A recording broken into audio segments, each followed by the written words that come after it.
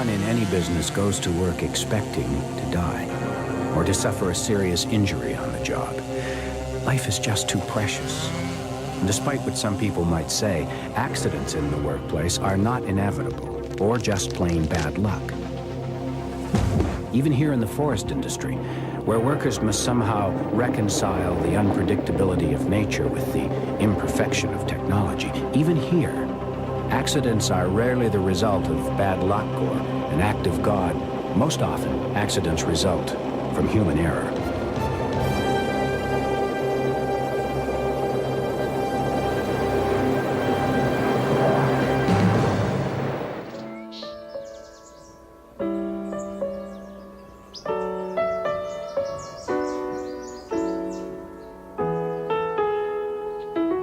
As far as I was concerned, that there was nothing that I could have done about it.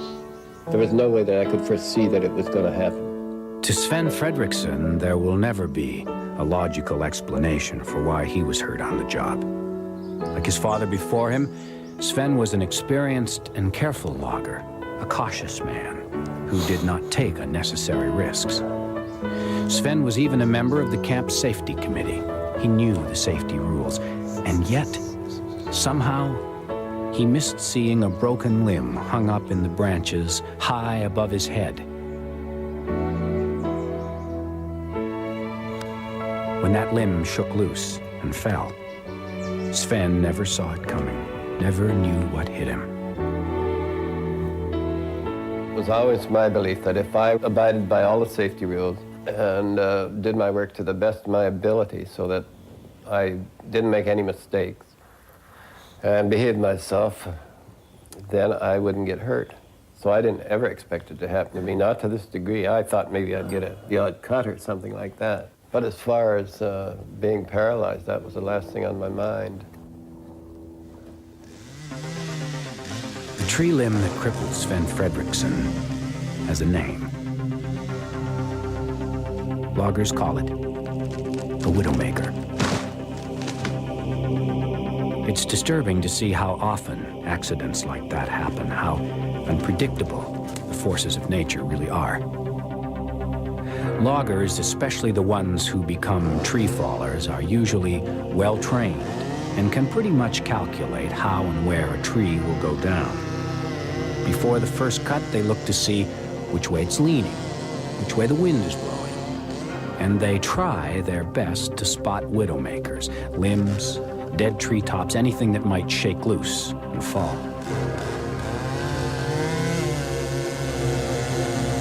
If the faller does everything right, if he follows all the safety procedures, he might be able to do this over and over 1,000 times and never get hurt.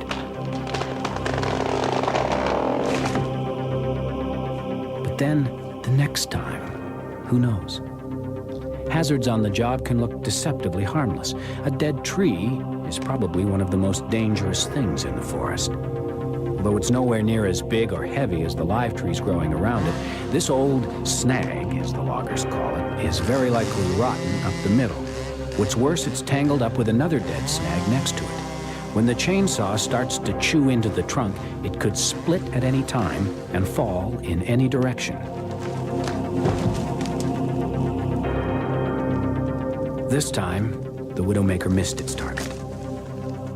Though some accidents are unavoidable, many can be prevented with proper training and adherence to safety rules.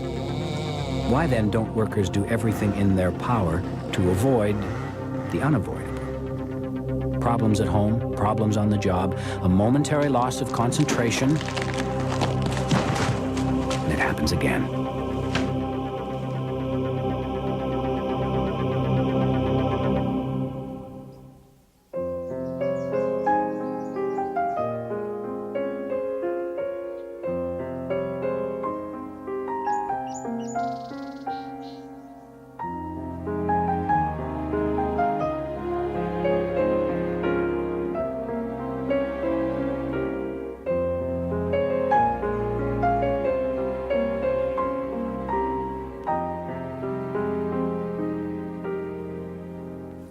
Well, when I found out that I had such a serious accident, I didn't want to live.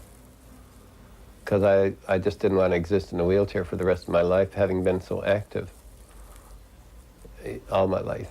And I'd never be able to get back into the woods or go fly fishing at the lake or go hunting up on the plateaus or climb the top of a mountain just for the heck of it. For Sven, memories are a painful reminder that his accident took more from him than just his ability to walk. The worst part of it is losing my wife. It's got to be the worst part. If she had been with me, it would have been much easier. But losing my wife in 1978 was a terrible thing for me. At the time I had my injury and my wife found out how bad I was, I had to sedate her so she couldn't even come up to the hospital to see me. And she couldn't cope with my condition. And she just continually went downhill until she ended up in the hospital with leukemia. She did some drinking at the time too, but she started drinking quite heavily, and that led partially to it. I guess it was to fortify herself to get up every day and see me this way. Things changed so much because we did everything together. Now, he is alone, with time to think. Of what went wrong, of how it could have been prevented, of why it happened to him. For Sven, time ran out in the 12-second countdown.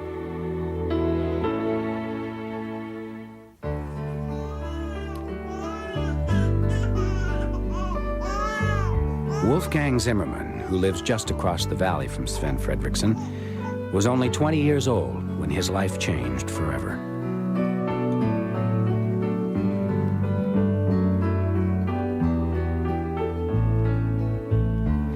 Married less than a year, he took a job on a forestry crew, hoping to make enough money to finish school as a landscape architect. The fifth day on the job proved to be the tragic turning point in this young couple's future. Wolfgang was clearing brush beside a logging road when an alder tree split and swung around as it fell. The tree trunk nailed him in the middle of the back.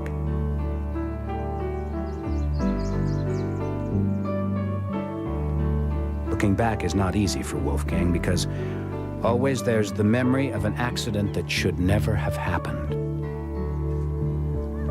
Week and a half, I was almost completely out. And after that, I guess I was on regular pain relievers every 4 hours for the next 2 or 3 weeks. And I guess it was really when the pain died down a little bit, and I was out in the wheelchair, and it became evident to me then that, you know, at that point in time it was just totally hopeless situation. And it was really devastating. Chainsaws, trees, and human bodies are a dangerous combination at the best of times.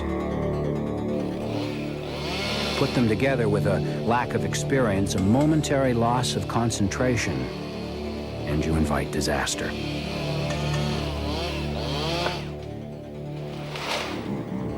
Ten years ago, Wolfgang Zimmermann was a rookie, 5 days on the job, strong, eager, and with hindsight, you might say, dangerously overconfident.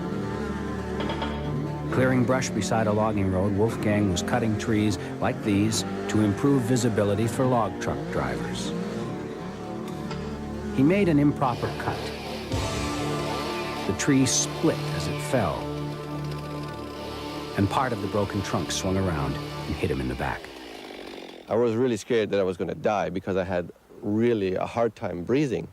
And then the fear of what the future is going to be like, knowing that I was paralyzed and that I would end up in a wheelchair for the rest of my life, and what the future would hold in terms of all our hopes and dreams that we had for the future. And it was really scary. And I was just really afraid.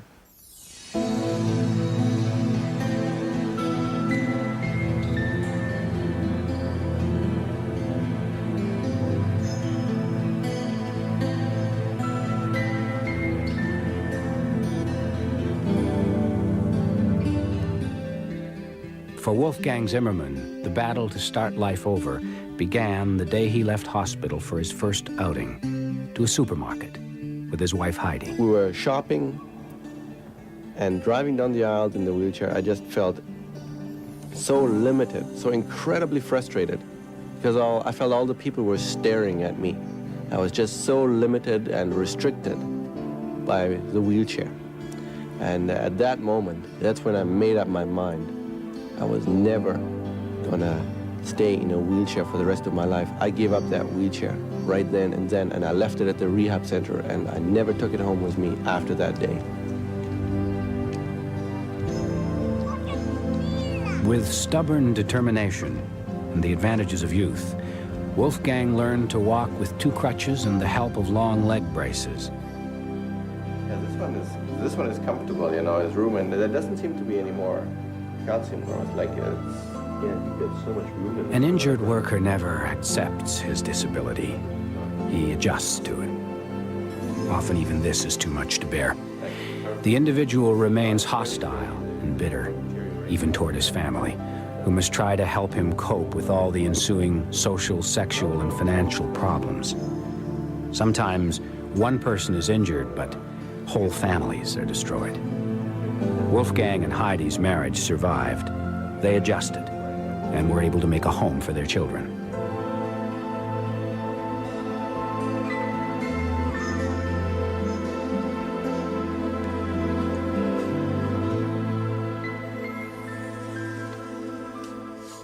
The road to recovery for Wolfgang was paved with sand, bricks, and lumber. At the time of his accident 10 years ago, this house was only a dream, a wood frame shell on an empty lot in the forest.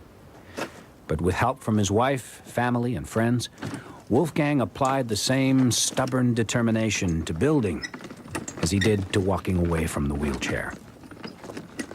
To a large extent, it was my salvation that we were at that time building this house, and that I wanted to continue building the house, and that I was not going to let this accident stop me from doing that. And if it had not been for the house, and if we had been living in an apartment, I suspect there would not have been the incentive and the drive to want to get up and do this. But in this way, I was forced to do something. I wanted to continue, and I certainly took pride in accomplishing it, and every time I made a little bit of progress, it gave me an incentive and gave me a pride, and also showed me that there's a hell of a lot more that I can do, and I was determined to do that.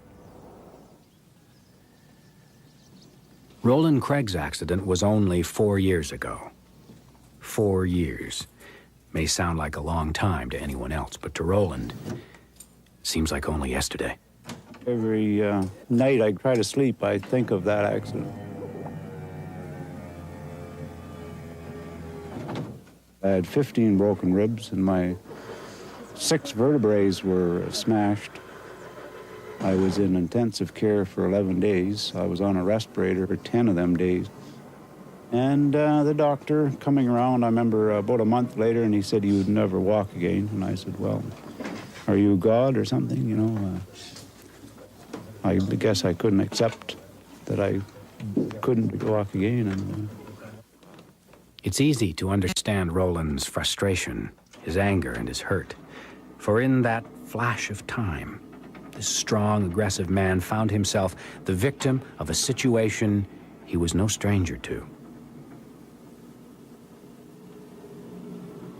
I helped pack out one fellow that was dead. I had found him. And that's a really eerie feeling, too, when you come across one of your fellow workers that had blood coming out of his mouth, and he was already starting to turn blue. You know, there was 6 or 8 of us packing him out of the bush, and there wasn't a heck of a lot of talking amongst us, you know.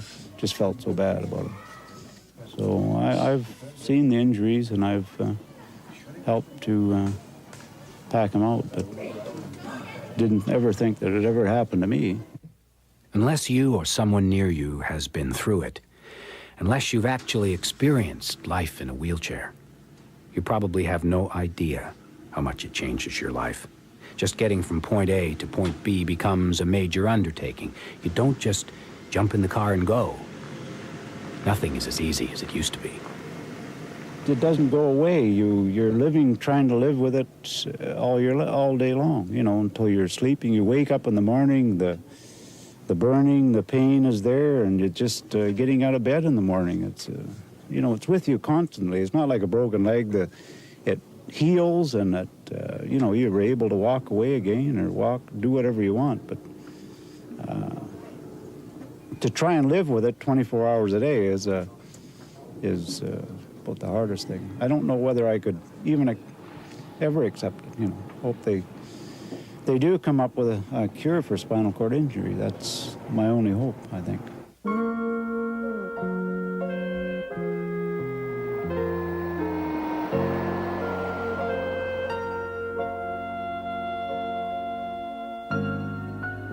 The painful reality that life will never be the same is still sinking in.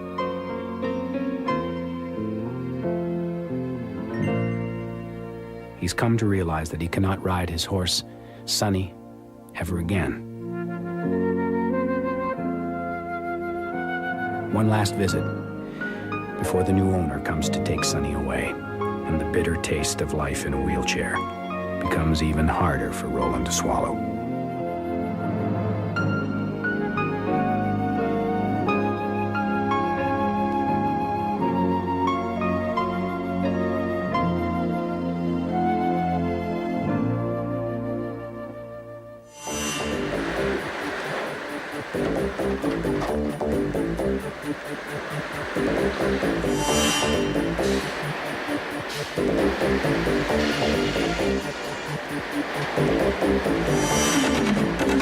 The speed and efficiency with which heavy machinery grinds logs into pulp, into paper, can be applied just as easily, just as brutally, to a human body.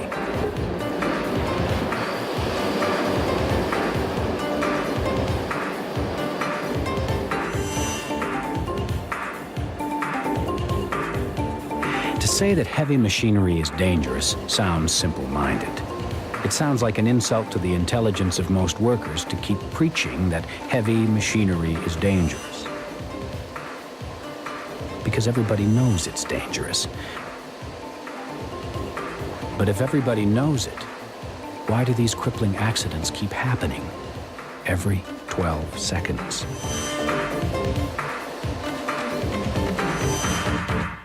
I think primarily it's complacency about what you do, getting very comfortable with the things you do and letting your guards down. Al Brett speaks from experience, painful personal experience. 23 years ago, he was working on a newsprint machine. As each new roll of newsprint is finished, one of the workers uses an air hose to break the paper and turn the loose end upward to wrap around another spool and start a new roll. This procedure, called a turn-up, happens in a matter of seconds, and the high-speed machinery never stops running.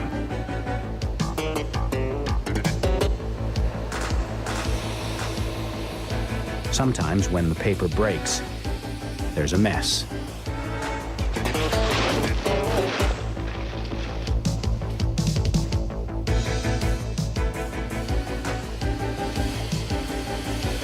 And someone has to remove the debris, what they call broke, from between the rollers.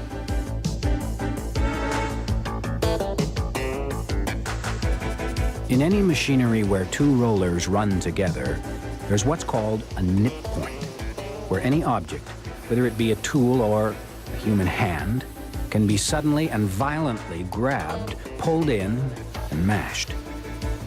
On a newsprint machine, there are literally dozens of rollers, dozens of nip points. Near the end of the production line, where most of the paper breaks occur, there is a vertical stack of rollers called a calendar stack, which heats and presses the paper to a smooth, flat finish. And this is where Al Brett became another statistic in that grim 12-second countdown. I was blowing the broke off of the calendar stacks with the hose, and I was in the process of moving backwards, The hose got caught on something. It snaked up, got caught in the nip point between the two rolls, and at running 2,600 feet per minute, it snapped me around and pulled me between the rollers as well. So I ended up with both arms caught between the rollers, sort of up to about my elbows. The calendar stacks are very, very hot. The figure of 400 degrees stays in my mind, but they are very, very hot, and they are like irons. When I first woke up in the recovery room, although I was told I'd lost my arms, I did not believe it because all the sensation is still there. So it felt like they may have been paralyzed or somewhere out in space, but I could still feel them.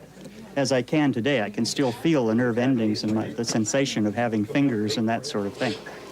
Since Al Brett's accident, a new air nozzle has been designed, one that's larger and rounded so that it cannot be caught in the nip point between two rollers. Al Brett went back to school, earned a degree in sociology and psychology, and eventually returned to work for the same company. Over 30 meters of raw green wood, falling through an arc. When you make a mistake in this business, the forces you encounter are very unforgiving.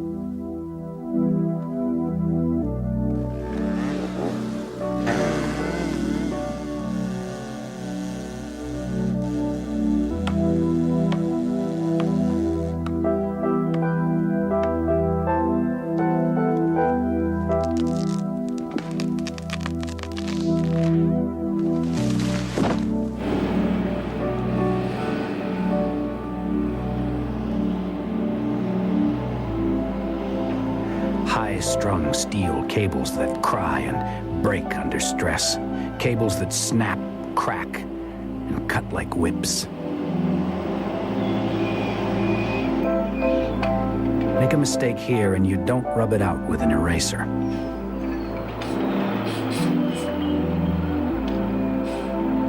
A massive truckload of logs, grinding brakes into blue smoke and steam, pushing the driver downhill with a gut full of jangled nerves.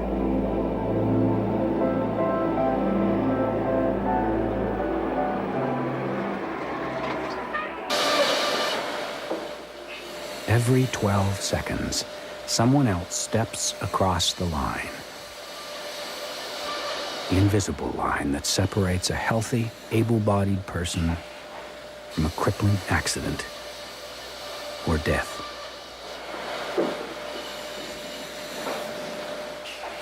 There is no barrier, no foolproof protection, no magic, only empty space and common sense.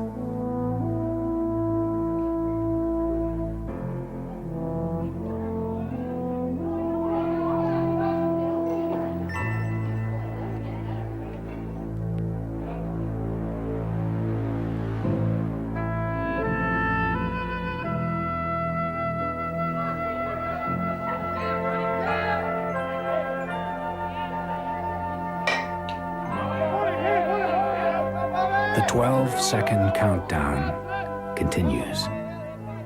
Who's next? Who among these young, healthy people thinks he is immortal? It always happens to the other guy, right? Every 12 seconds.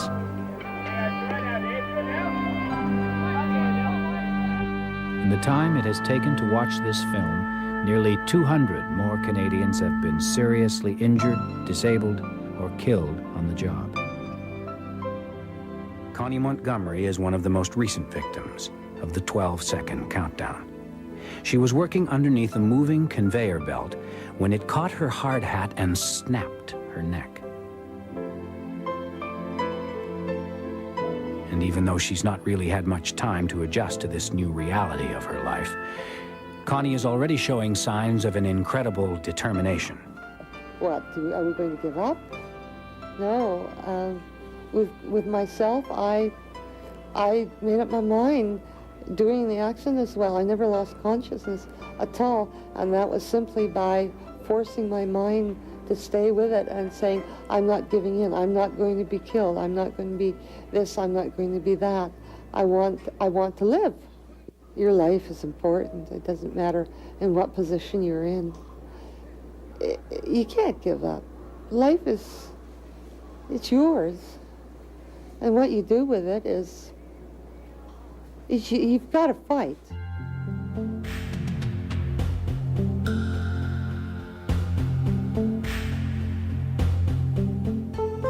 Over time, most of us who have been injured on the job can reconcile the bitterness, the frustration, the anger. After all, we live in a time and in a place where government, unions, and industry can be called upon to help on the long road back. The real issue here is not the money, the $15 billion or so that Canadians will spend this year dealing with injured workers. Instead, it's the loss of time and lives that never seem long enough. There is no safe quarter in any industry, for the reality of this 12-second countdown is everywhere. It is one that 500,000 Canadians will confront this year on a very personal basis.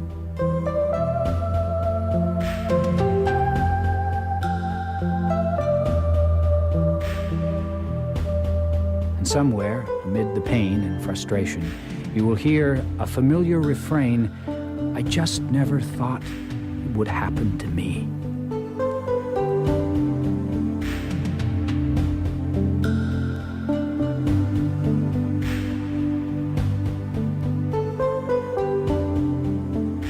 Don't let our story become your reality.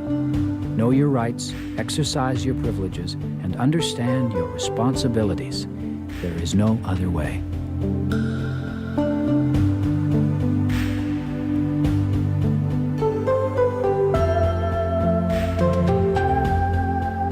Yes, we are the lucky ones. We have survived. Still, in our quiet moments, we dream about what life could have been. And we pray that you think twice about who we are and what we represent.